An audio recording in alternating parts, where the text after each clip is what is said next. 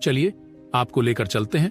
तो वैसे ही उठा के जो दुनिया को बचाने के लिए पहुंचे मृत्युलोक, वह दोनों योद्धा का नाम था विशाल और अभिषेक। विशाल और अभिषेक एक दूसरे के पक्के दोस्त थे। वे कॉलेज भी साथ साथ जाते थे और खाना पीना भी साथ में करते थे।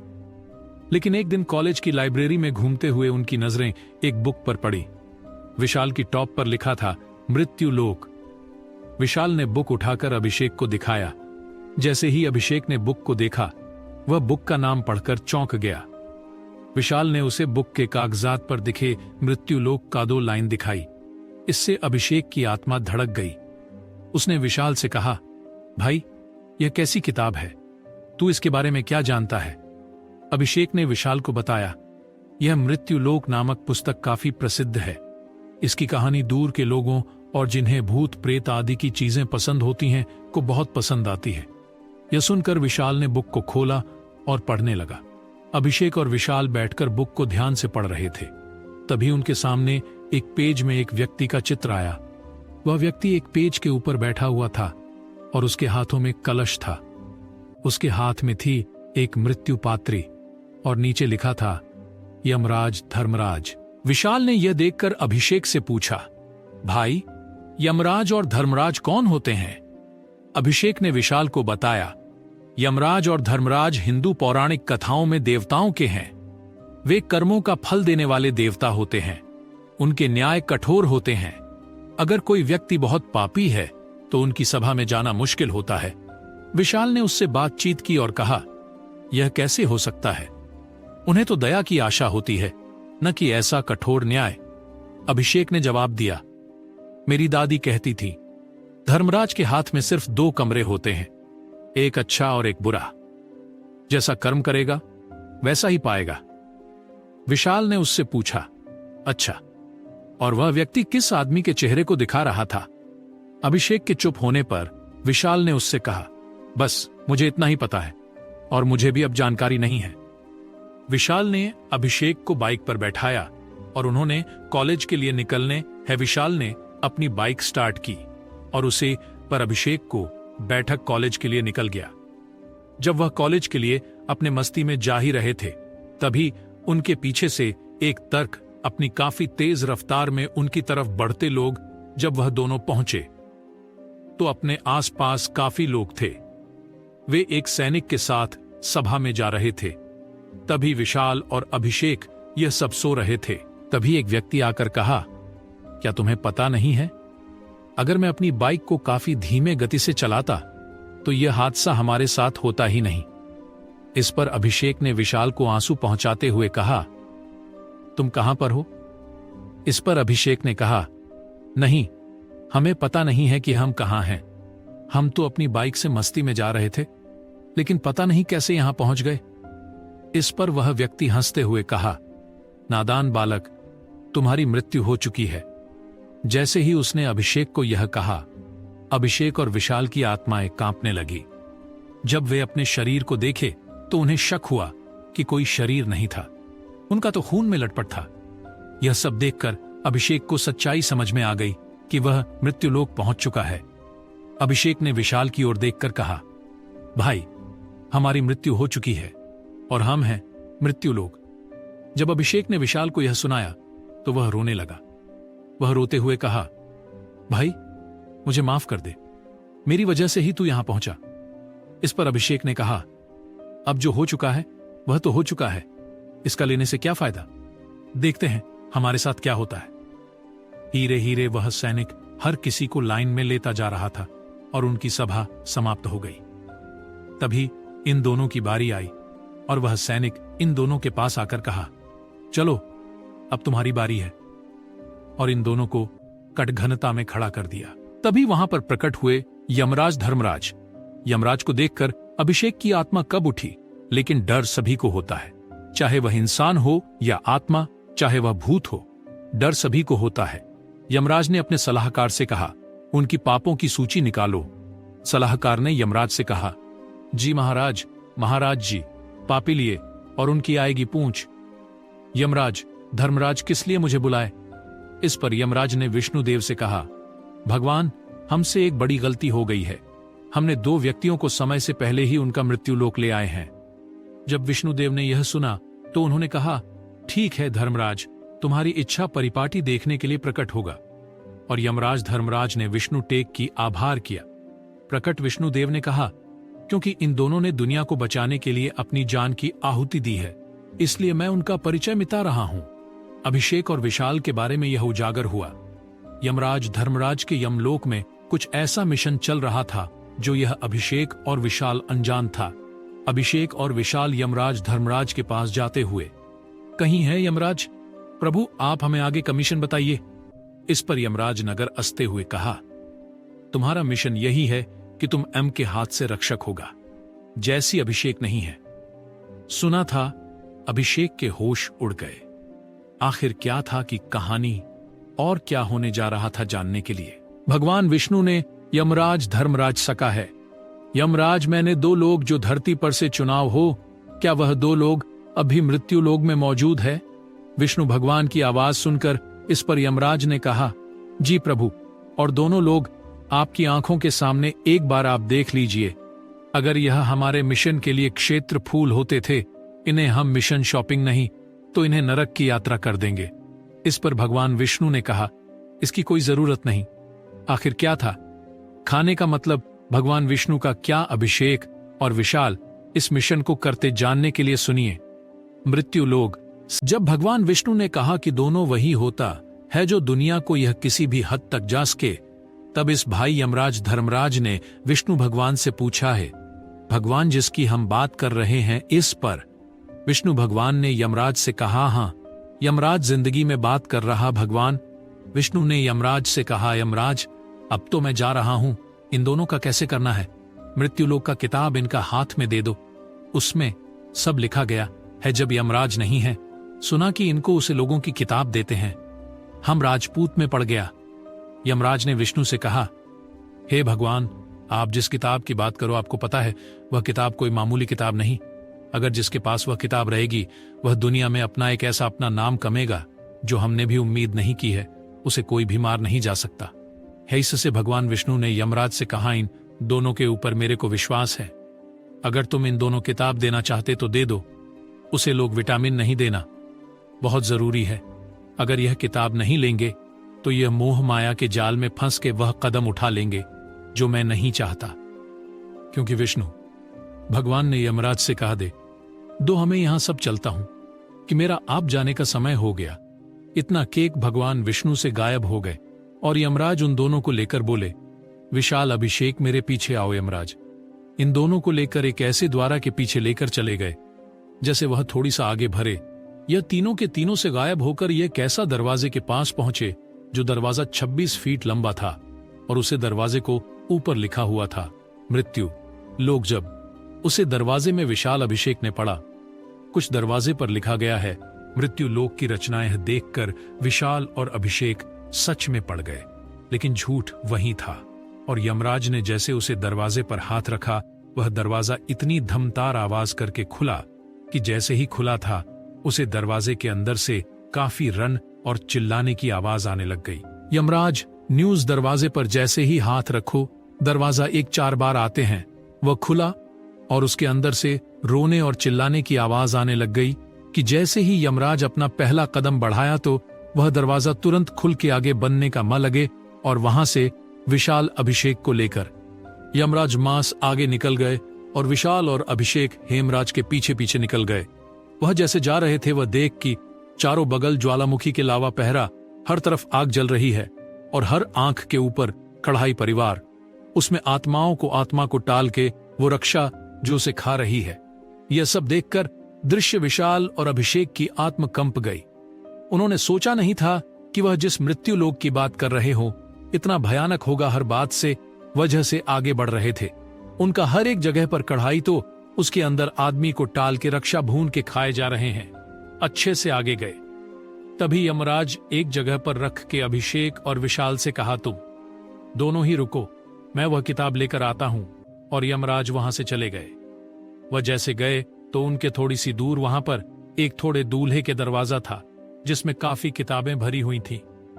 यमराज ने उसमें से एक मृत्यु लोक की किताब उठाकर अभिषेक के हाथों में थाम के बोले, यह तुम्हें किताब तो मैं दे रहा हूं, लेकिन तुम इतना याद रखना, अगर तुम इसकी टॉप का गलत उपयोग की है, तुम्हारी आत्मा सदैव के लिए मृत्यु लोक की गुलामी करेगी यमराज का।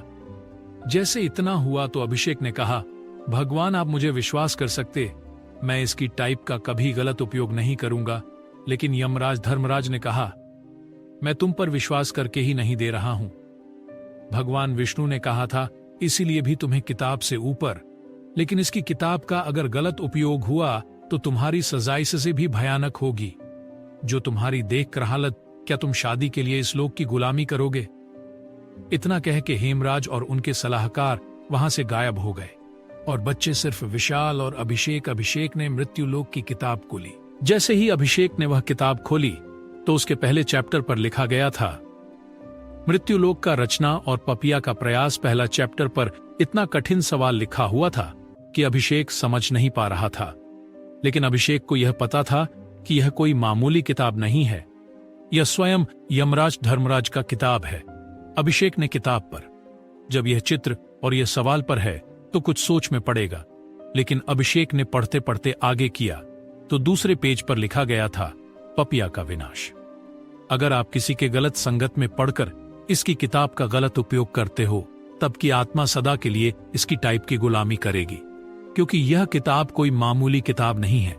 यह मृत्युलोक लोकियों किताब है, जिसमें हर एक पपिया का हिसाब करता धरता स्वयं में राज धर्मराज है। इतना पारीक अभिषेक ने उसे किताब को बंद कर दिया और विशाल के सामने आकर कहा, विशाल यार, यह तो किताब में बहुत भारी पड़ गई, लेकिन हम कुछ कर भी नहीं सकते। हमें 10 दिनों तक इस किताब की पूरी चैप्टर खत्म करना है और उसके बाद हमें पृथ्वी पर लौट के फिर से जाना है। क्योंकि यमराज जी ने कहा था, अगर तुम्हें 10 दिन के अंदर ये किताब की पूरी चैप्टर खत्म कर सकते हो तो तुम्हें पृथ्वी लोक पर फ्रेंड से भर जाएगा, क्योंकि जो पपिया का इसकी किताब के अंदर लिस्ट है वह सिर्फ पृथ्वी लोक पर मिलेंगे। लेकिन तुम इतना याद रखना, अगर तुम किसी भी लड़की के संगत में और गलत काम इस किताब के लिए कर रहे हो तो तुम्हारी आत्मा इस किताब के लिए सदा के लिए गुलामी कर देती रहेगी। से विशाल ने अभिषेक से कहा, में तो टेंशन क्यों ले रहा है? अगर यमराज हम इस किताब का राक्षस बने हैं तो इस किताब को हमें किसी भी हालत में खत्म करना है। हमारे सिर्फ 10 दिन बचे, 10 दिन के अंदर अगर यह किताब खत्म नहीं कर पाए तो हमारे साथ जो होगा वह तो यमराज ही जानता है। लेकिन अभिषेक ने कहा, भाई तू टेंशन मत ले, किताब यहाँ में मिली है तो इसकी रचना हम स्वयं करेंगे। और इतना कह के वह किताब को रख के घोर तपस्या करने लग गए और उसकी टॉप के एक एक चैप्टर पढ़ने लगे। उनकी किताब में इतना भारी भारी चैप्टर था, तुमसे पढ़ा नहीं जाता, लेकिन वह कैसे भी पढ़ के उसको खत्म कर दिए थे। अगले 10वें दिन स्वयं यमराज धर्मराज ने आकर कहा, अब तुम्हारी साधना और किताब की रचना पूरा कंप्लीट हो गया, अब तुम पृथ्वी पर जाने के लिए सही टाइम आ गया है। इस पर अभिषेक के लिए। अभिषेक ने जब यमराज के मुंह से यह सुन तो अभिषेक ने कहा, है प्रभु, आपने जो जो कहा मुझे सब मंजूर है, क्या आप मुझे मेरे शरीर में भेज सकते हैं?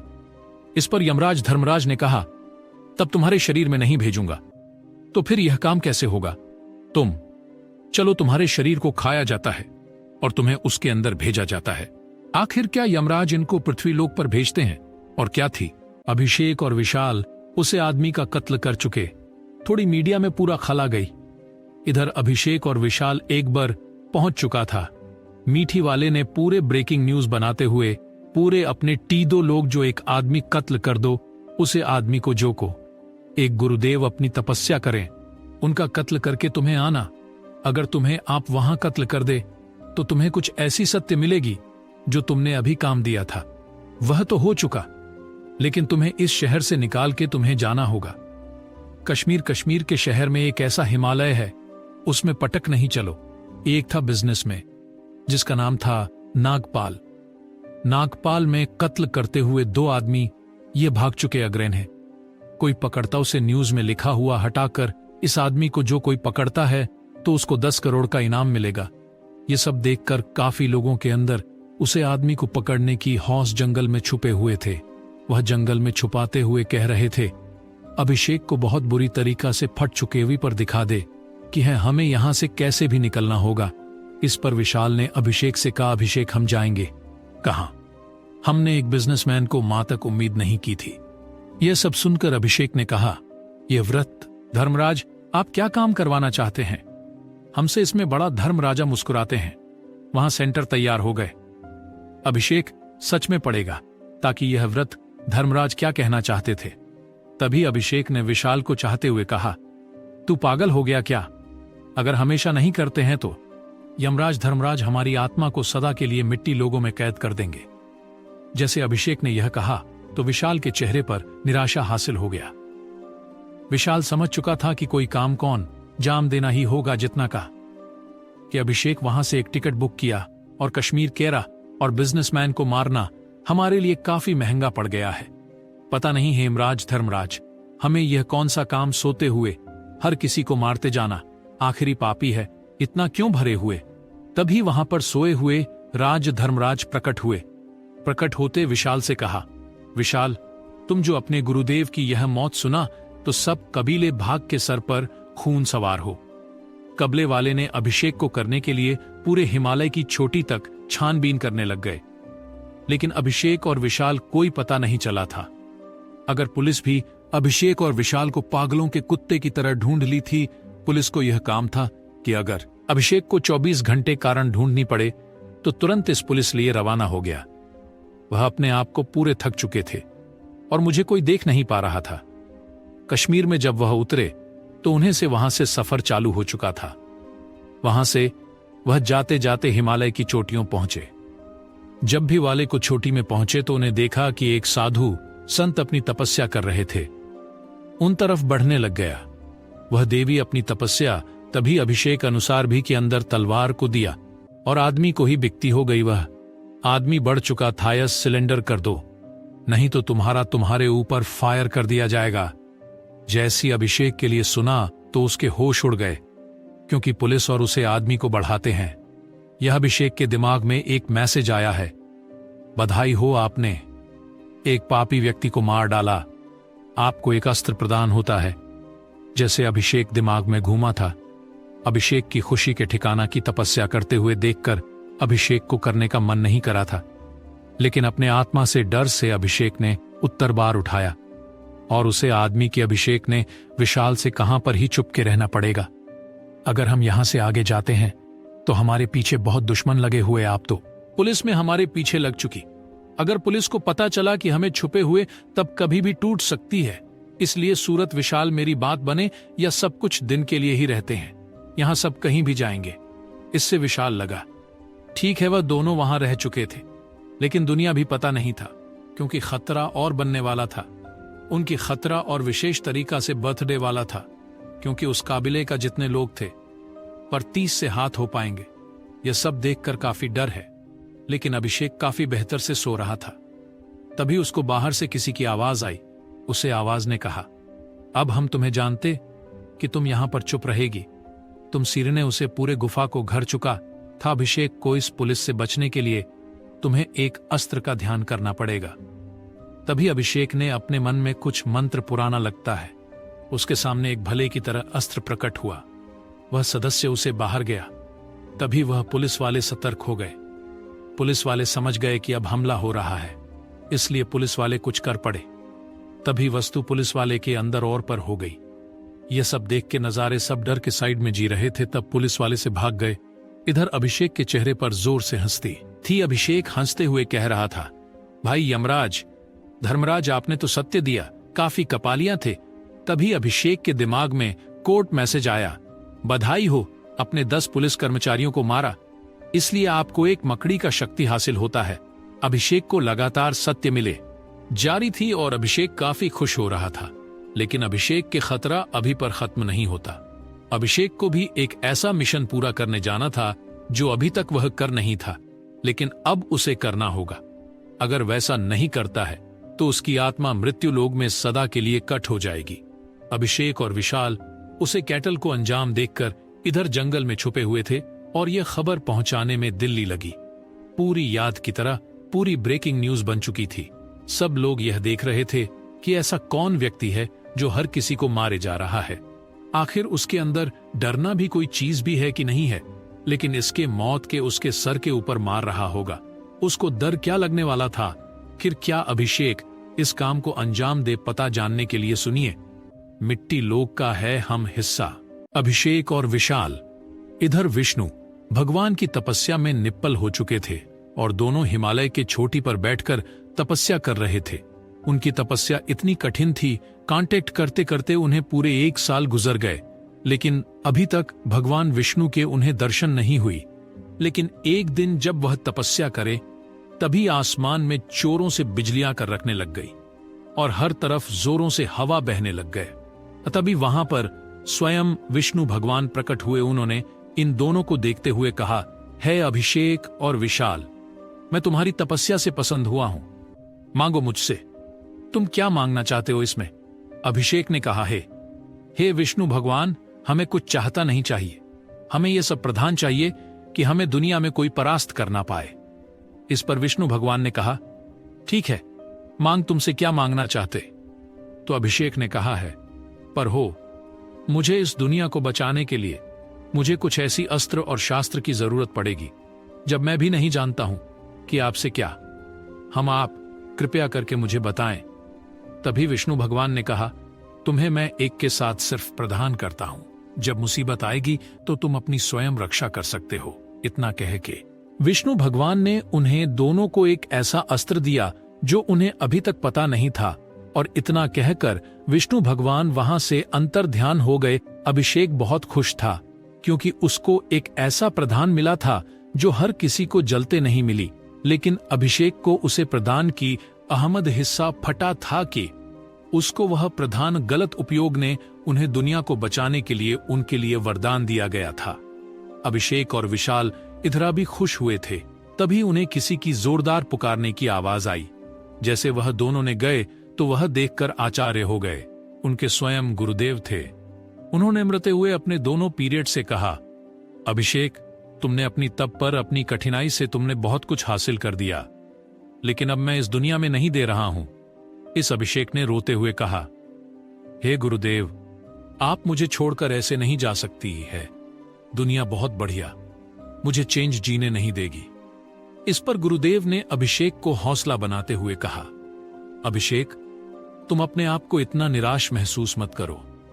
तुम वह मकसद के लिए चुने गए हो जो कमी लोग चुने जाते हैं, क्योंकि तुम्हारी कहानी यहीं खत्म नहीं होने वाली है। तुम्हारे आगे पीछे कई दुश्मन होंगे और कई तुम्हारे दोस्त बनेंगे और हर तरफ तुम्हारी चीज कर होगी। लेकिन तुम यमराज धर्मराज की तो बात था, वह तुम भूलना नाटक। अगर तुम भूलते नहीं हो तो स्वयं तुम्हारे मृत्यु भी तुम्हारे पास आने से पहले 10 वर्ष सोचेगी। गुरुदेव की इतनी कठिन बात सुनकर अभिषेक कुछ नहीं बोले और गुरुदेव ने अपना प्राणों में त्याग दिया। उनका प्लांट अभिषेक ने रोते हुए कहा, हे गुरुदेव, आपने मुझे सही मार्ग पर जाने की सावधानी, इसलिए हम आपसे टिकट में इतना के क्यों। अभिषेक और विशाल गुरुदेव की चिता के अग्नि देख वहां से अपने आगे लक्ष्य के लिए आगे बढ़े। वह आगे बढ़ रहे थे। तभी विशाल ने अभिषेक से पूछा, अभिषेक, तुम्हें क्या लगता है, क्या हम यह मिशन पूरा कर पाएंगे? इस पर अभिषेक ने विशाल को हौसला बढ़ाते हुए कहा, देखो विशाल, तुम हौसला नहीं हार सकता, क्योंकि गुरुदेव और यमराज धर्मराज का हमारे ऊपर बहुत विश्वास है। हम इन दोनों का विश्वास तोड़ नहीं सकते हैं। इन दोनों ने हमें कुछ सोच समझकर चुनाव हुआ है, नहीं तो यह कभी हमें नहीं चुनते। इसलिए इन्हें हम निराश हासिल होने देंगे। ये सब यमराज धर्मराज ऊपर से देखकर बोल रहे थे, वह तुम्हारा जैसे योद्धा पाक में ठंड हुआ वंश तुमने वह कर दिखाया जो किसी की करने की हिम्मत नहीं थी, इसलिए तुम इसे हम किरदार हुए। जब जब तुम्हारे ऊपर कोई खतरा आएगा, सबसे पहले मैं आऊंगा। तुम्हारे खतरे से निकलने के लिए जरा अभिषेक विशाल से कह रहा था, मैं आगे पढ़ना होगा, क्योंकि आगे पढ़ने से पहले तुम किताब खोलो कि हमें किसकी प्रण लेना है। इसलिए 20 साल में जैसे मृत्यु लोक की किताब खोल, तभी अगले चैप्टर पर उसे एक लड़की की मौत का तारीख दिखने लग गया। उसमें लिखा हुआ था 25 साल की लड़की, जिसका नाम है रिया, उसका करने का तारीख 23 मार्च। जैसे विशाल ने यह पढ़ के अभिषेक को सुनाया, तभी से तो होश होगा। अभिषेक ने कहा, अब क्या हमें लड़की की प्राण लेना होगा? इससे विशाल ने कहा, अभिषेक, हमें करना ही होगा कि किस किताब के माध्यम से यही लिखा हुआ है। इसकी टाइम में हर एक बात लिखी, कभी छुट्टी नहीं होती, क्योंकि यह स्वयं यमराज धर्मराज की किताब है। उन्होंने हमें यह सौंप है इसलिए हमें वहां जाना ही होगा। इस पर अभिषेक और लड़की कहां रहती हैं? तो विशाल ने बताया, वह लड़की हिमालय से काफी दूर कश्मीर की एक छोटे शहर में और रहती। हमें वहां तक पहुंचाने के लिए जरा टाइम मिलेगा, लेकिन हमें पुलिस और प्रशासन से बच के वहां तक पहुंचाना पड़ेगा। अगर हमें पुलिस देख ली तो हमें वहां से जाने नहीं देंगे, चिंता जाने नहीं देंगे। इस पर अभिषेक ने कहा, टूटना मैं तेरे साथ। और इतना कह के अभिषेक साल को हौसला देखकर कह रहा था, तो हौसलाना था। इतना करके वहां से वह दोनों निकल गए। कश्मीर का सबसे छोटे शहर में जहां एक लड़की किसी को ऊपर चिल्लाई जा रही थी, वह लड़की गा रही थी, क्या तुम पागल हो? क्या तुम्हारी हिम्मत कैसे हुई? मेरी स्कूटी को ठोकने के वह व्यक्ति बोला था, मैडम मुझे माफ कर दिया, मुझसे गलती हो, मेरा ध्यान कविता। लेकिन वह लड़की उसे लड़के को ऊपर को तेज से चलाई जाएगी। तभी वहां पर अभिषेक आया। अभिषेक को देखकर एक पल के लिए कुछ लड़की नहीं खबर आई, लेकिन अभिषेक ने जब उसे लड़की को देख सकते हैं, क्या अब इससे कुछ लड़की को देखते हुए कह रहा था, क्या मुझे इसकी प्राण लेनी होगी? कितनी खूबसूरत लड़की है। तभी उसके दिमाग में यमराज धर्मराज की बातों में देखो, अगर तुम इसकी जान नहीं लेते तो तुम जानते हो तुम्हारे साथ क्या हो सकता है। तभी अभिषेक ने कहा है, यमराज धर्मराज कोई और तरीका नहीं है, इसलिए हमारा धर्मराज ने कहा 1 तारीख का है। आखिर क्या पता नहीं जा रहे थे। यमराज धर्मराज जानने के लिए सुनिए मृत्यु लोक की सबसे हम कथा। यमराज धर्मराज ने अभिषेक को हटाते हुए कहा, है एक रास्ता एकदम इस लड़की को बचा सकते हो, उसके लिए तुम्हें अपनी आत्मा का सौदा मेरे साथ करना होगा।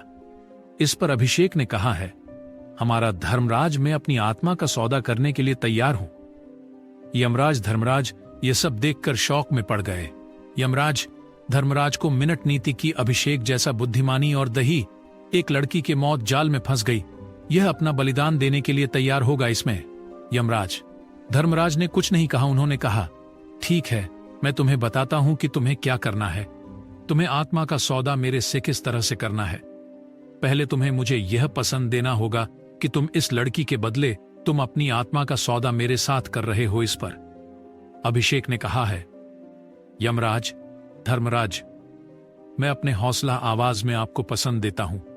मेरी आत्मा आपकी सदा के लिए गुलामी करेंगे। जब अभिषेक के लिए खून पहचान लिया तो यमराज धर्मराज मुस्कुराते हुए वहां से चले गए। और यह सब देखकर विशाल को काफी अच्छे तरीके विशाल ने अभिषेक को देखते हुए कहा, अभिषेक तूने यह क्या किया? तुझे पता है ना तेरी आत्मा का सौदा करने के तेरे ऊपर क्या लक्षण पड़ेंगे। इस पर अभिषेक ने कहा, देख विशाल मुझे इस लड़की से कुछ ज्यादा ही लगा हो चुका है, क्योंकि अब इस लड़की से मेरे को प्यार हो चुका है और इस लड़की को मैं मौत से भी खींच लूंगा। जब अभिषेक कुछ लड़की के पास गया तो उसे लड़की ने कहा, हाँ जी आप कौन? तभी अभिषेक ने कहा, क्या आप क्यों चिल्ला रही आखिर? झगड़ा किस बात पर? तभी उसे लड़की ने अभिषेक को उठाते हुए कहा, देख नहीं है, मुझे गाड़ी खुद मेरी स्कूटी को ठोक दिया और मेरे ऊपर चिल्ला रहा है। अभिषेक कानों से व्यक्ति की तरफ देखते हुए कहा, उसको व्यक्ति और कोई नहीं था, वह व्यक्ति वही था जिसके उन्होंने कुछ समय पाठ हत्या की थी। उसे देखकर पाल के लिए तो शौक में हो गए। तभी हमारा धर्मराज ने अभिषेक के कानों में कहा, तुमने थी इसे मार दिया था, लेकिन मैंने इसे स्वयं जिंदा कर दिया था, क्योंकि तू अपने लक्ष्य से पटक रहे थे। इसलिए मुझे लगा तुम्हें सही रास्ते पर आने के लिए इस व्यक्ति को जिंदा होना ही पड़ेगा। इस पर अभिषेक नहीं, हमारा धर्मराज के ऊपर, खायमराज आप क्या करती है? ये मैंने कितनी मुश्किल से इस हत्या की थी, लेकिन यह फ्रेंड जिंदा हो गया। अगर उसने मुझे पहचान लिया तो फ्रेंड मैं आपको किसी काम का नहीं रहूंगा। इस पर यमराज धर्मराज ने मुस्कुराते हुए कहा, टेंशन चलो, इसकी आत्मा मेरे पास है, लेकिन इसके शरीर में जो 8वां पास कर रहे हो कोई और नहीं, यह भी एक रक्षक है, यह भी तुम्हारी तरह ही चुना गया है। अगर तुम मुझसे बात करना चाहते तो, लेकिन अकेले में करो, लेकिन उसे लड़की के साथ मत करना, क्योंकि यह लड़की इस मिशन से काफी दूर है। अगर तुम ऐसा करते हो तुम्हारी जो हालात में करूंगा कि तुम्हारी आत्मा ट्रैक्टर लौटेगी। इस पर अभिषेक नहीं, हमारा धर्मराज से डरते हुए कहा, ठीक है परफॉर्म जैसा कहीं और। इतना कहकर यमराज धर्मराज की आवाज आना बंद हो गई और इधर अभिषेक उसे लड़की पर जाकर मैडम आप चाहिए। इस पर उसे लड़की ने कहा, ठीक, और इतना केवल लड़की चली गई। और अभिषेक कुछ लड़के में जाते हो का है। मेरा नाम? अभिषेक आपका नाम? तो उसने कहा, मेरा नाम विक्रम है। मैं जानता हूं कि तुम उसे लड़की के सामने क्यों बात करने के लिए दर्द है, क्योंकि हम और तुम में की है। लेकिन तुम मुझे ये बता सकते हो कि आखिर तुमने कितने लोगों की अभी तक जान ले चुके हैं?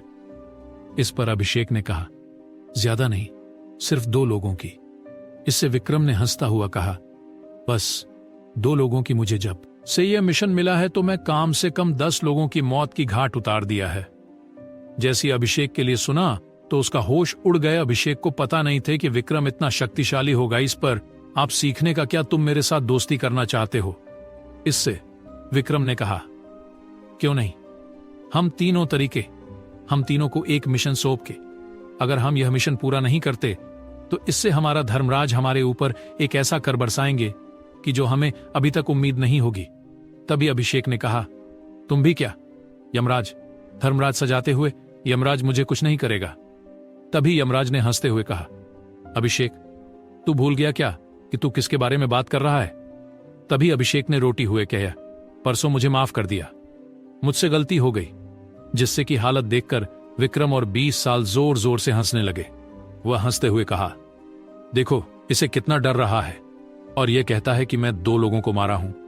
इस पर विशाल ने कहा, विक्रम तुम मुझसे गलत समझ रहे हो। यह पहले मेरा भाई थोड़ा सा भोला है और थोड़ा सा नटखट है, लेकिन यह अपने काम को अंजाम देने के लिए किसी भी हद तक जा सकता है। इससे विक्रम ने काम है, उससे कोई गलत नहीं थे रहना। लेकिन मैं उसे बता रहा हूं, वह आज जो किया है उसे करना नहीं चाहिए था, क्योंकि इस लड़की की मौत मेरे हाथों में दी गई थी। लेकिन इसने बीच में आकर बचा लिया कि क्यों इस लड़की को बचाए इसने। इस पर विशाल ने विक्रम से हंसते हुए कहा, विक्रम तुम जानते हो कि विशाल हो, किसी लड़की से जब लगा हो जाते हैं उसको बचाने के लिए किसी भी हद तक जा सकता है। मुझे भी यह जानकारी अच्छा रही है कि विशाल मुझे भी जान किया। सर ये क्या? अभिषेक भाई ने ऐसा क्यों कि? लेकिन कुछ सोच समझकर क्या होगा? तो इस पर विक्रम नाचते हुए कहा है, यह कुछ सोच समझकर नहीं किया, इसकी आंखों में दिख रहा है कि लड़की से सच में प्यार करने लग गया है। इसलिए विशाल ना हंसते हुए कहा, विक्रम तुम गलत समझ रहे हो। तभी यमराज धर्मराज की एक दिल ठहरने वाली आवाज आई। उन्होंने छोड़ सका, तुम तीनों या मिलकर फालतू की बातें मत करो। तुम जो काम सौंपाएगा उसे काम को अंजाम दो। अगर तुम्हें ऐसा नहीं करते तुम जान जाओगे तुम्हारे साथ क्या होगा।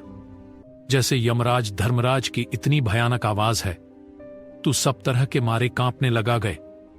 उन्होंने मृत्युलोक की सबसे यंग कथाएं मारा। यमराज धर्मराज अभिषेक और विशाल विक्रम को वह कार्य सौंप था जो करना उनके लिए काफी मुश्किल होने वाला था। हिमाचल प्रदेश के एक पहाड़ी में एक बुजुर्ग व्यक्ति रहता था। वह भगवान की समस्या में एनी टाइम निपुण लेता था। उसकी तपस्या बस पूरी होने जा रही थी। तभी यह तीनों वहां पर पहुंचे। जैसे विशाल ने उसे बुजुर्ग आदमी को देखा तो उनके सामने हाथ जोड़ते हुए कहा, हे बाबा, मैं आपके सामने हाथ जोड़ता हूं। आप हमें बता सकते हैं कि हिमाचल प्रदेश का सबसे हमें आगे जाने का मार्ग बताएं। लेकिन वह बुजुर्ग आदमी ने अपनी आंखें नहीं खोली। कभी विक्रम ने कहा, इनसे पूछ, क्या ऊपर तेरे कैमरा करते हैं? अभी यह तुरंत टूट जाएंगे। तभी अभिषेक कुछ करने जा रहा, तभी विक्रम ने अपनी एक छोटी सी शक्ति उसे बाबा के ऊपर फेंका तो उसे बाबा की आंखें पूरे खून की तरह लाल हो गए। वह बाबा क्रोध में आते हुए कहा, कौन मूर्ख है जो मेरी तपस्या भंग कर रहा है? ऐसे ही बाबा का इतनी क्रोध भरी आवाज उन तीनों ने सुनते उनकी आत्मा धार रोती। तभी बाबा ने अपने मंडल से जल निकलते हुए कहा, मैं तुम्हें यह श्राप देता हूं कि तुम तीनों जैसे मेरी तपस्या भंग के तुम्हारे जीवन में कैसा मोड़ आएगा कि तुम्हारी आत्म साते के लिए मृत्यु लोक की गुलामी करेगी। ऐसी बाबा ने यह कहा था। उन तीनों ने बाबा के सामने हाथ जोड़ते हुए कहे, बाबा हमें माफ कर दीजिए, हमने आपकी समस्या भंग करने का इरादा नहीं, तो हमें किसी और मकसद के लिए भेजा गया था।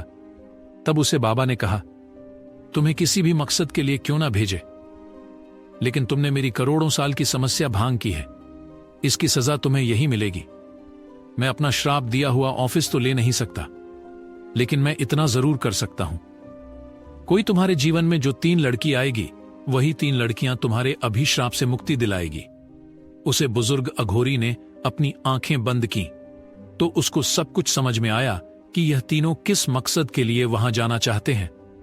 तभी उसे बुजुर्ग आदमी ने कहा, तो मैं यहां से आएगा, तुम्हें एक खूबसूरत गांव मिलेगा जिसका नाम रहेगा कल्याणी। कल्याणी गांव सबसे हिमाचल प्रदेश का एक ऐसा गांव के यहाँ के लोग और यहाँ की महिलाएं अपने आप में रहती हैं, किसी परदेसी से बात उतना नहीं करते। अगर तुमने उन कबीले वाले को चेहरा तुम्हारी मौत मरते होना चाहिए। इससे उन तीनों ने बाबा के सामने हाथ जोड़ते हुए कहा, है बाबा, आपको आगे बताने के लिए शुक्रिया। आपने जो यह श्राप दिया, हम कैसे कभी मुक्ति पा पाएंगे। तभी इसके बाबा ने कहा, इसी मुक्ति मिलेगी। तुम्हें अभी बताया कि तुम्हारे जीवन में 3 लड़की आएगी जो तुम्हें श्राप से मुक्ति दिलाएगी, लेकिन यह याद रहे, अगर तुमने कुछ ऐसा हरकत किया तो तुम सदा के लिए यमलोक की गुलामी करोगे। इतना कहकर पापा वहां से अंतर्ध्यान हो गए और अभिषेक और विशाल और विक्रम का मुंह देखने लायक रहेगा। तभी अभिषेक ने विक्रम को चिल्लाते हुए कहा, मैंने तुझे मना किया था कि तू ऐसा कुछ करने की जिससे हमें इतना भयानक सजा मिल जाए। अभी सदा शाम कभी नहीं कर पाएंगे। तभी विक्रम ने कहा, अभिषेक भाई, मुझे क्या पता था कि यह बाबा इतने शक्तिशाली होगा। मुझे पता नहीं, करता ही नहीं, लेकिन फिर भी जो हुआ वह, लेकिन हमें आगे बढ़ना चाहिए। इस पर अभिषेक ने कहा, ठीक है, और वह तीनों वहां से आगे बढ़ गए। वह पहाड़ चले जा रहे थे और पहाड़ काफी और ठंडी थी। हर तरफ ठंड की बर्फी जमी हुई थी, हर तरफ ठंडी ठंडी हवा चलती थी।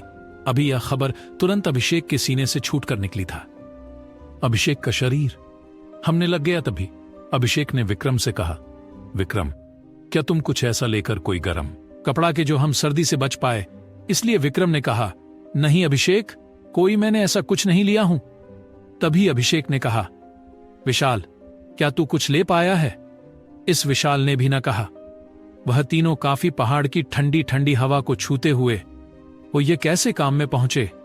उसे गांव की खूबसूरती देखकर उनके हौसुर में हर तरफ हरियाली पड़ी हुई थी, हर तरफ बड़े बड़े पोते और हर तरफ पैरों की खाना वाना, पूरे जंगल की हर तरफ फूल और हर तरफ वहां के लोग इतने अजीब कपड़े पहने थे कि इनका यह रूप देखकर पाल के लिए अभिषेक करने लगे। लेकिन अभिषेक ने अपने डर के ऊपर काबू करते हुए कहा, एक बुजुर्ग आदमी से पूछा, बाबा, इस गांव में हमने है क्या, हमें यहां कोई कुछ दिन के लिए कमरा मिल सकता है।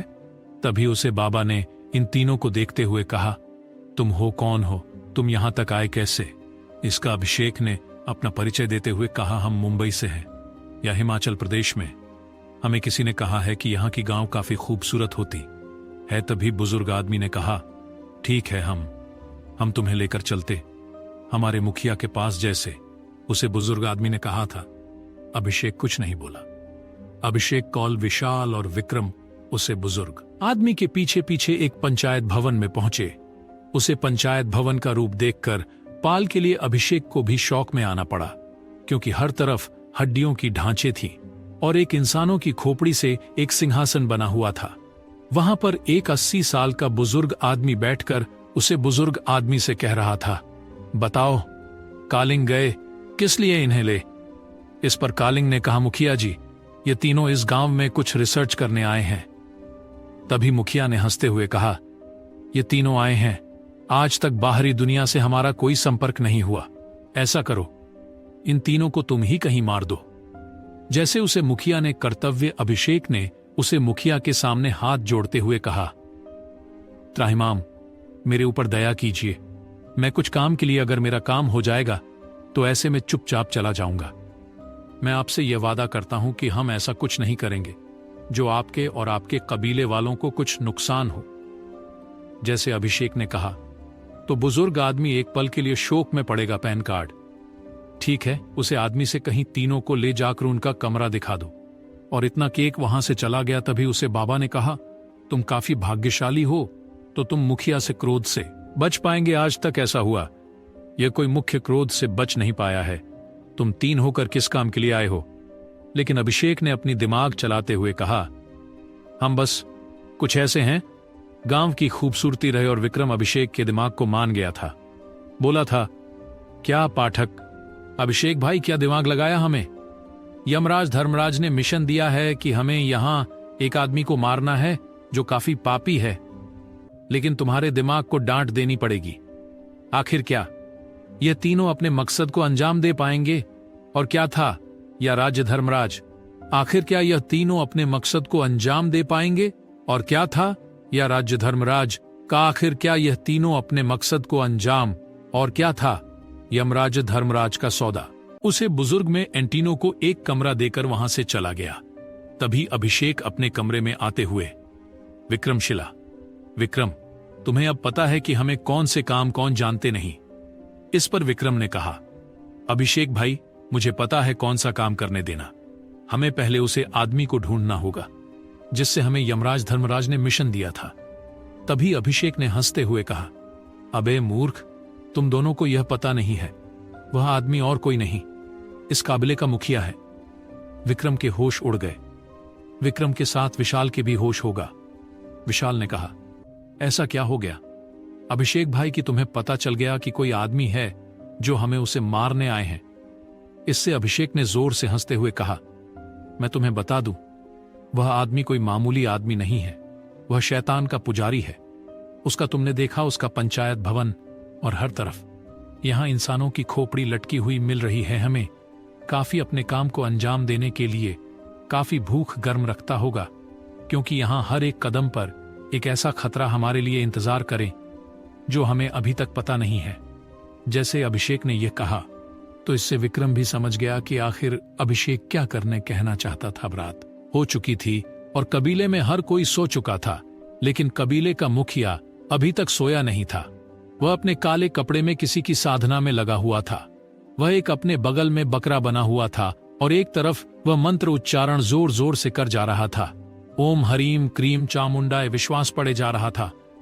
तभी वहां पर किसी की जोरदार आवाज, मुझे उसे आवाज ने कहा, बताओ मुखिया, तुमने मुझे क्यों बुलाया है?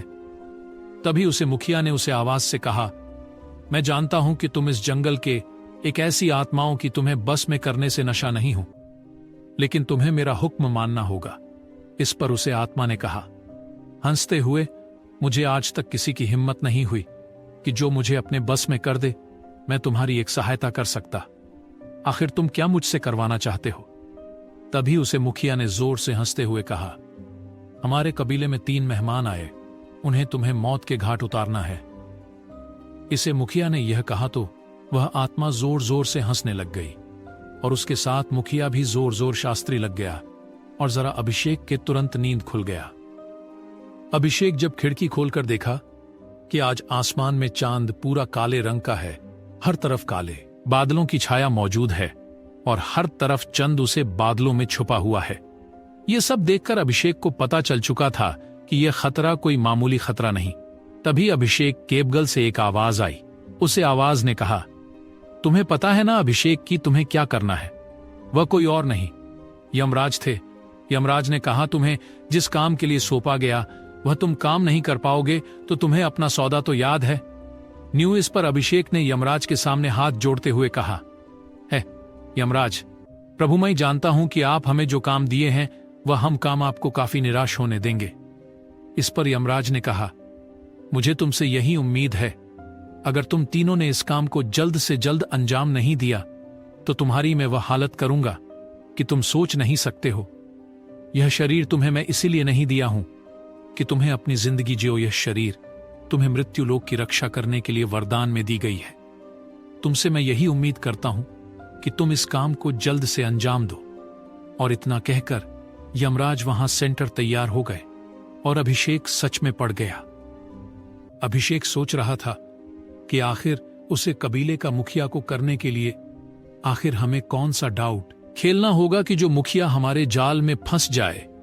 लेकिन अभिषेक के दिमाग में भी कुछ ऐसा नहीं आ रहा था कि जो वह काम को हम जानते। अब धीरे धीरे सुबह होने आई थी। सुबह के ठीक 4 बज रहे थे। 4 बजे बाहर से घटिया की आवाज जोर जोर से आने लग गई। जैसे अभिषेक कनेक्ट दरवाजा खोलकर बाहर निकाला तो उसके होश उड़ गए।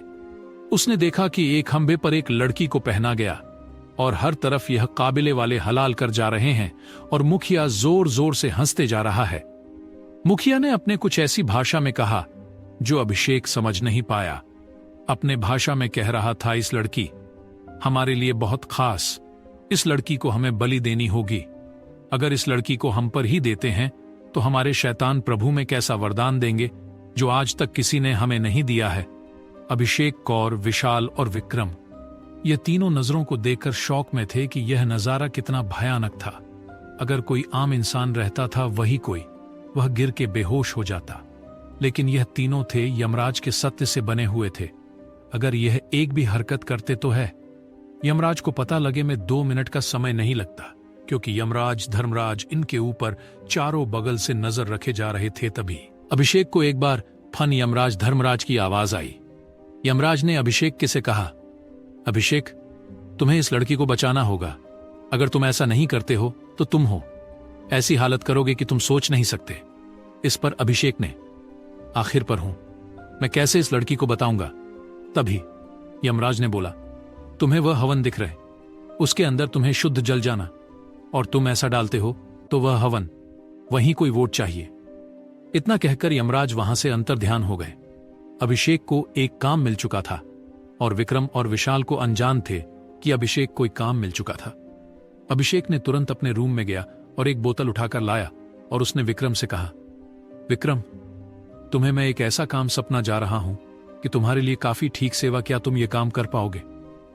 विक्रम ने कहा, अभिषेक भाई एक काम तो हमारे दीक्षित क्या है, अगर हम ये काम नहीं करेंगे तो हमारे ऊपर नजर यमराज का चारों बगल से ये काम हमें तो किसी भी हालत में करना होगा, जिसे विक्रम ने यह कहा था।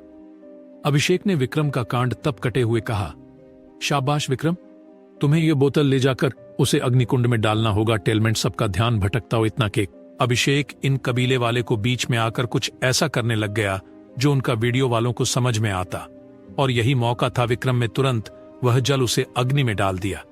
जैसे उसे जल अग्नि में पड़ा हुआ, अग्नि वही कोई टूट गई जैसे मुखिया ने यह देखा था।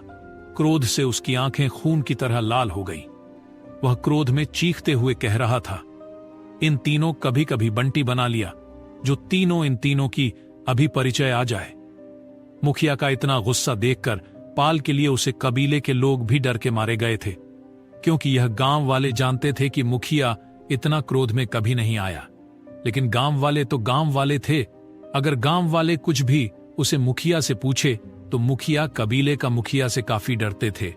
अगर किसी व्यक्ति ने मुखिया से ऊंची आवाज में पाठ की तो मुखिया उसकी वहीं कोई मौत की घाट उतार देता था। लेकिन आज मुखिया का गुस्सा इन तीनों को पता है क्या? यह तीनों मुखिया के गुस्से से बच पाएंगे, जानने के लिए सुनिए मृत्यु लोक की सबसे अहम कथा। विक्रम ने अपने काम को अंजाम दे चुका था और इधर मुखिया का गुस्सा 60 आसमान पर था। मुखिया ने गुस्से में चिल्लाते हुए कहा, अबे मूर्ख, तुम देखकर उन तीनों को पकड़ के ही तुरंत एक बाली ने एक साथ 4 पड़ी दी जाएगी। जैसे मुखिया का एड्रेस मिला तो उसके सारे सैनिक इन तीनों कोर्स खंबे पलटकती हैं, और ये तीनों खंबे प्लेटी ऑनकाउट मुखिया में अटैक के जोर जोर से जा रहा था। क्या हंसते हुए कह रहा था, इन तीनों से तुमने मेरी क्लोरोसॉल की समस्या भांग की है, इसकी सजा है मौत मिलेगी तुम्हें। अभिषेक ने मुखिया को चिल्लाते हुए कहा, देखते हैं कि आज किसकी मृत्यु होती और किसकी विजय होती। जैसे ही अभिषेक ने यह कहा तो मुखिया क्रोध से पूरा लाल हो चुका था। मुखिया ने गुस्से में चिल्लाते हुए कहा, तुरंत में एक मसाला चढ़ाया जाए और चारों को ही कहीं बड़ी दिया जाए। जैसे मुखिया ने यह कहा तभी उनका एक सैनिक कपड़ा लपेट के एक मसाला लेकर आया और उसके ऊपर आग लगा दिया। जैसे मुखिया इन तीनों को आपके हवाले का नजारा। तभी वहां पर जोरों से बिजलियां करके लग गई और जोरदार बारिश होने लग गई। यह बारिश कोई मामूली बारिश नहीं थी, इतनी भयानक बारिश थी कि हर तरफ पूरा कबीला पानी से टूट चुका था। इतनी भयानक तबाही टेक एक पल के लिए मुखिया भी शौक में पड़ गया था। मुख्य सोच रहा था कि आखिर यह तीनों है कौन, और इन तीनों को कौन सी शक्ति नहीं रक्षा कर रही है। मुखिया के दिमाग में अभी कोई सवाल नहीं चल रहा था। मुखिया बस एक ही बात जानता था कि इन तीनों को यही मारना होगा। लेकिन इतनी भयानक बारिश में इन तीनों को मारना इतना आसानी होगा? जब जब मुखिया अपनी काली शक्तियों से आग जलाता है तब तक बारिश के बूंद पड़ते ही यह आग तुरंत पूछ जाता मुख्य एंटीनो के सली प्लांट कैसे हुआ था। बस सब इनका आग के हवाले करना था। लेकिन तभी वहां पर कुछ ऐसा हुआ जो किसी ने उम्मीद नहीं की थी। जैसे मसाला उन तीनों के ऊपर परत। अभी किसी लड़की की आवाज आई। उसे आवाज ने कहा, पिताश्री, आप यह क्या करने? जिसे मुखिया ने पीछे पड़ा देखा तो वह और कोई नया मुखिया की बेटी थी, जिसका नाम था साक्षी। साक्षी ने अपने पिता से कहा, इन तीनों को यही मार डालेंगे तो फिर ये तीनों हमारी गुलामी कैसे करेंगे? आप मेरी बात मानी, इन तीनों को ही रखी है, और इनका काम भी तो हमारे पास बहुत है। ऐसा? यही तीन हो जो उसे काम को अंजाम दे सकते? आप भूल गए कि आपको काम को अंजाम देना था। साक्षी ने तीनों को बचा बचा ली थी, लेकिन विक्रम साक्षी को ऐसे देख रहा था कि जैसे उसने आज तक कभी खूबसूरत लड़की ने देखी है। जिसे अभिषेक ने विक्रम को देखा तो जोर जोर हंसने लगा। हंसते हंसते अभिषेक ने कहा, विक्रम, अपने आप को संभाल, अगर उसके बाप को पता चलेगा, नहीं तो उसकी बेटी को इस तरीका से देख रहा है तो तेरी वह हालत करेगा उनकी, जो तूने अपने सपने में वह लेकर नहीं। विक्रम, अपने आप को समझते हो क्या? अभिषेक, तू भी क्या बात करता है? शुक्र मना इस लड़की ने हमें तो बचा ली, नहीं तो आज तो हमारी आज मेरी जाते हम। तभी अभिषेक जोर जोर से हंसने लगे। हंसते हुए कह रहा था, विक्रम, तू भूल गया क्या कि हम किसके कार्य से आए हैं? तो यह नहीं पता कि हमारी आत्मा का सौदा कब का यमराज धर्मराज के साथ हो चुका है। अगर हम मर भी जाएंगे तो हम यमराज धर्मराज एक नया शरीर के अपना मिशन करने के लिए किसी भी हद तक जा सकते हैं। इसे अभिषेक ने कहा। तब विक्रम को और विशाल को समझ में आए कि अभिषेक बिल्कुल सही बोल रहा था। तभी साक्षी ने उसे मुखिया को पास आते हुए कहा, पिताश्री, इन तीनों कवि के लिए काला गुफा में बंद कर दिया जाए। इस साक्षी ने यह कहा तो अभिषेक का हौस सुर में, क्योंकि अभिषेक जानता था कर उसे गुफा में हम गए तो हम जिस काम को अंजाम देने आए वह कभी हो नहीं पाएगा। फिर विक्रम कुछ बोलना चाह ही रहा था, तभी अभिषेक तुरंत बोलते, होका देखिए, आप ऐसा हमारे साथ मत कीजिए। मैं वही रूम चाहिए जिस रूम में हम रहते हैं, ऐसे हमारे साथ। तभी साक्षी ने कहा, ठीक है, लेकिन अगर तुमने यहां से भागने की कोशिश की तो ये सिपाही तुम्हें वहीं कोई मार डालेंगे। उसे साक्षी ने यह कहा तो अभिषेक ने अपना गार्डन हिल का अभिषेक कुछ नहीं बोल पाया और चुपचाप वहां से चला गया। अभिषेक के साथ उसके दूसरे दोस्त वह भी सब साक्षी के पीछे चलने लग गई। साक्षी अभिषेक को एक ऐसी जगह लेकर गई। कुछ जगह को देखते ही एक पल के लिए अभिषेक शौक में पड़ गया, क्योंकि जगह और कोई नहीं था। अभिषेक सोच रहा था किस जगह में और मृत्युलोक में कोई फर्क नहीं है, क्योंकि जैसा यह जगह ऐसे तो हमारे मृत्युलोक की जगह है, खाली अभिषेक भी है नहीं होता। यह सब नजारा देखकर पाल के लिए विशाल और विक्रम भी उसे जगह को देखकर सो रहे थे कि आखिर यह जगह और उसे जगह में फर्क नहीं है। तभी साक्षी ने कहा, आप इस जगह को देखकर आप कैसे हैं, रिएक्ट कर रहे हैं? तभी इस पर अभिषेक ने कहा, इस जगह मुझे कुछ अजीब लग रही है, क्या हम अपने रूम में नहीं रह सकते हैं? तभी साक्षी, निकल नहीं, अगर तुम उसे रूम में रहने जागो तो मेरा पिता तुम्हें कभी नहीं छोड़ेंगे, क्योंकि वह जिसको एक बार छोड़ देते तो मैं ही बचाकर लेट। लेकिन विक्रम उसे लड़की से फन बोला, क्या तुम अपनी पिता की एक बेटी हो? इस पर साक्षी ने कहा, आपने सही पकड़ा, मैं अपने पिता के एक ही लड़की हूं, एक मेरी बहन रहती थी, लेकिन वह किसी के साथ भाग गया। रिश्ते पिता सिर्फ इतनी क्रोध में, लाल को क्यों, मेरी बहन को, और इसके साथ वह भागी थी। उसके साथ ऐसा दुष्कर्म किया कि जो किसी ने अभी तक उम्मीद नहीं किया था। जैसे साक्षी ने यह सब सुनाया तो एक पल के लिए अभिषेक शोक में पड़ रहा था, लेकिन विक्रम साक्षी से कुछ और पूछना चाह रहे हैं। तभी वहां पर एक सिपाही आकर कहा, साक्षी से क्या बात है, यह आपको ज्यादा परेशान तो नहीं कर रहे थे? इस पर साक्षी ने कहा, जी नहीं, आप जा सकते, और इस परिवार से चुपचाप चला गया। आखिर क्या मूड लगी यह मृत्यु लोक की सबसे यंग कथा। अभिषेक और विशाल और विक्रम इस गुफा में आकर अपने आप को काफी अकेला महसूस करे, क्योंकि उसे गुफा में हर तरफ अनार या ना रहा था। कहीं भी कुछ पल के लिए तैयार हो तुरंत वहां पर पहले जैसा हो गया। लेकिन अब कुछ अच्छा था, क्योंकि वह अनार नहीं था, वहां रोशनी की कुछ किरण दिख रही थी। अब विक्रम को यह करता हुआ देखकर अभिषेक ने कहा, क्या पाठ्यक्रम, तुमने तो वह काम ढूंढ निकाला कि जो हम यहां से भाग भी सकते हैं, और था उसके भी हो, शुरू करें। विक्रम में कैसा किया था कि सिपाही को जरा से भी फलक नहीं लगी। तभी विक्रम ने कहा, मुझे और कुछ नहीं, लरोशनी की एक किरण हम अपने काम को अंजाम दे सकते हैं इससे। विक्रम ने कहा, अभिषेक भाई, तुम मुझे हल्के में ले रहे हो। अभी मैं इसको एक और जोरदार 5 बार तो तेरे लिए मेरे को लग रही है टूट जाएगा। मैं एक बार ट्राई करता हूं। जैसे ही विक्रम ने यह कहा तो इस पर अभिषेक अब तो नहीं कोशिश कर रहे थे। इस विक्रम ने कहा, लेकिन तुम्हें कैसे पता? तभी उसे सिपाही ने जोर जोर चाहते हुए कहा, करो करो, कोशिश करो, तुम्हारे जैसे बहुत लोग हैं। और दीवाल टोनी कोशिश के, लेकिन उनसे सवाल किया। एक सवाल की इतना कह के सिपाही वहां से हंसते हुए चला गया और उसका से पूरे गुफा में गुजारी थी। जैसे अभिषेक ने पिच पर दिखाण तक नहीं थी। क्यों नगर? ठीक है, मारो 5 उठाकर गुफा वहां से आता खिसक गया और वहां से एक रास्ता उसे तरफ जंगल की तरफ जा रहा था। यह सब देखकर अभिषेक के चेहरे पर काफी खुशी है और अभिषेक के साथ विक्रम और विशाल भी खुशी से घूमने लग गए। लेकिन तभी वहां पर गुफा का दरवाजा खुला है। जैसे वह दरवाजा खुलने वाला था तब सबके साथ साथ की हुई थी। तभी विक्रम ने कुछ ऐसा किया जो किसी ने उम्मीद के तो दरवाजा तुरंत से खुला और सिपाही आते हुए का क्या तुम? जवाकि वह गुफा चारों बगल से पेट थोड़े से गुफा में इंकटम को जरा। तभी विक्रम ने उसे गुफा के नजदीक किया। उसने अपना एक जोरदार मुक्का मार टेपियों को खाकर कुछ ईंट की दिवाली खिसक गई, जैसे हो ईद की दिवाली किसकी। तभी वहां पर इतनी तेज रोशनी है कि उसको देखकर पाल के लिए इन तीनों की आंखें अपनी आंखें बंद करने पर मजबूर हो गए। एक रोशनी गा था, मुझे यही से मिलेगा, इसलिए मैंने इसको तुरंत यहां पर एक काली रंग की पानी डाल दे। इस अभिषेक ने कहा, विक्रम से क्या बातें? विक्रम, तुम्हारा दिमाग तो आज काफी कैसा चल रहा है? फिर भी वहां से गुफा के अंदर किसी की आवाज को, जी, वह समाज ने कहा, बधाई हो, तुम्हें कुछ ऐसी सट्टा मिलती जो तुमने उम्मीद नहीं की होगी। यह और किसी की आवाज नहीं, यमराज की आवाज थी। तभी विक्रम ने हाथ जोड़ते हुए कहा, है, यमराज पर हो, आप हमें बता सकते हैं कि कौन सी आपने हमें सत्य दी है इस पर? यमराज धर्मराज ने कहा, वह तुम्हें यह नहीं पता, जब जरूर आएगी तो सत्य खुद अपने आप काम करने लग जाएगी टपके के लिए। लेकिन मेरा काम को मत भूलना, अगर तुम मेरे काम को भूल जाओगे तो तुम जानते हो तुम्हारे साथ क्या होगा।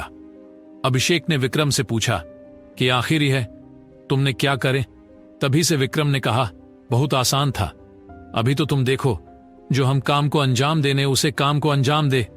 यमराज, हमें कौन सी सत्य आती, हमें भी पता नहीं है इस पर अभिषेक करने का। ठीक है, चलो यहां से निकलते हैं।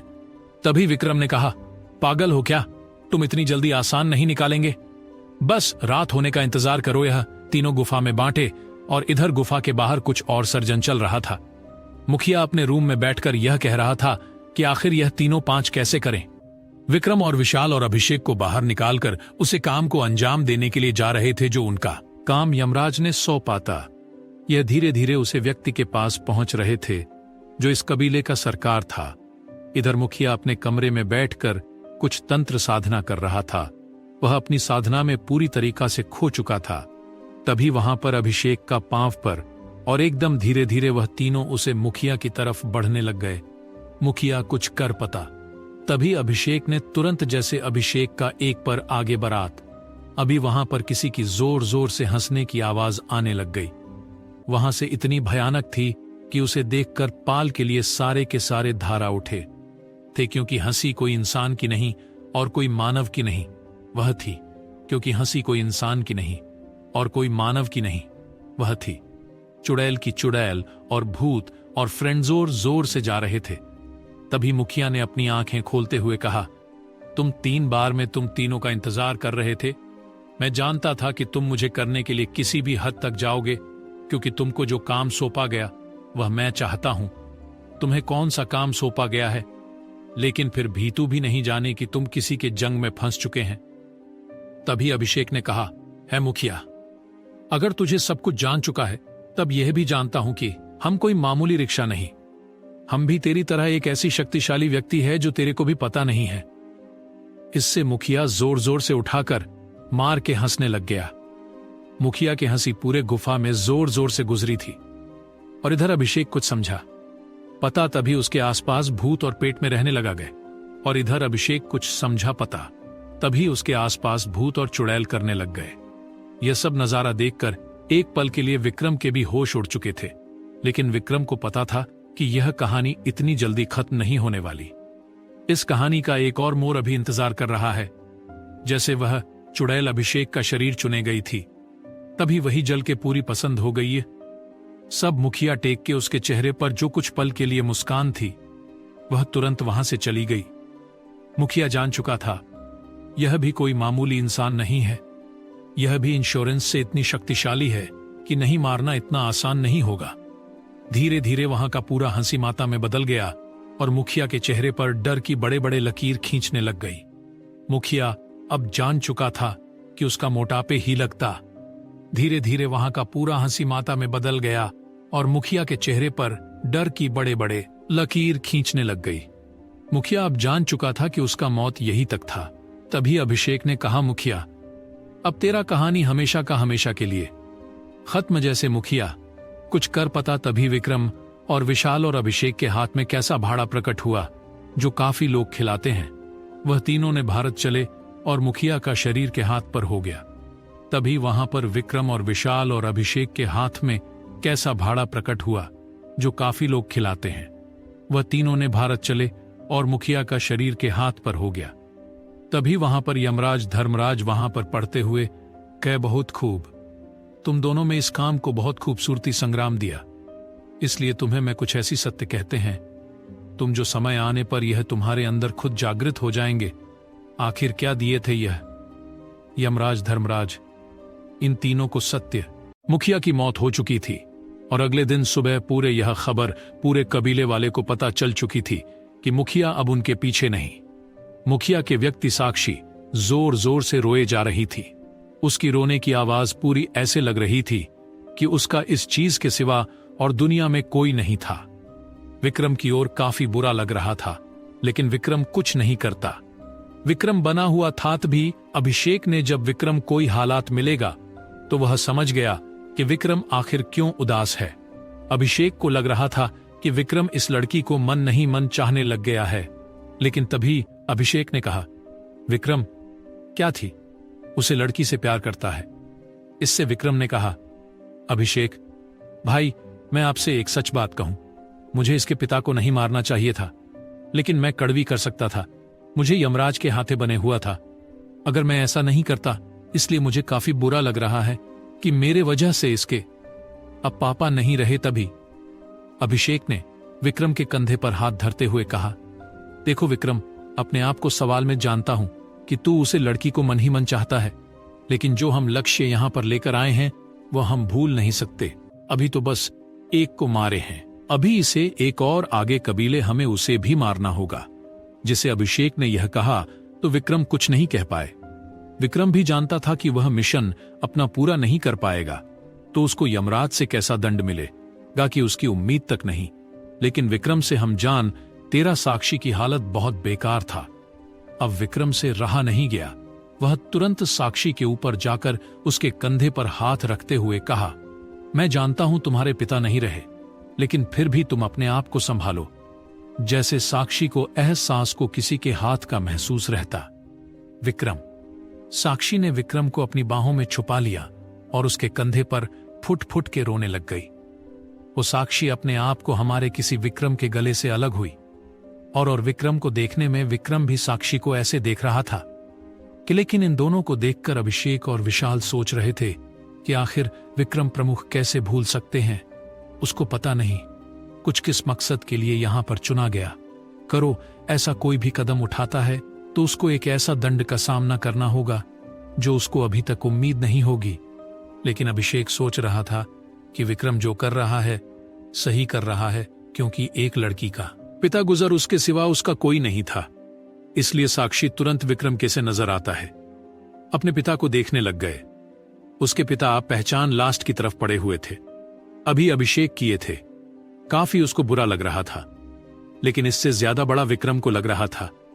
विक्रम किसी लड़की को अपने मन में पूरा बेकार चुका था। इसलिए अभिषेक ने विक्रम को शायरी में लेते हुए कहा, विक्रम मेरी बात सुनो, मैं जानता हूं तो उसे लड़की को छोड़ नहीं सकता, लेकिन फिर भी तू अपने आप को संभाल और इस लड़की का पिता का अंतिम सफर करने की तैयारी कर। इससे विक्रम ने कहा, ठीक है अभिषेक भाई, आप जैसा कहीं, और इतना कह के सारे मुखिया को वहां से उठाकर संस्थान घाट की तरफ बनने लग गए।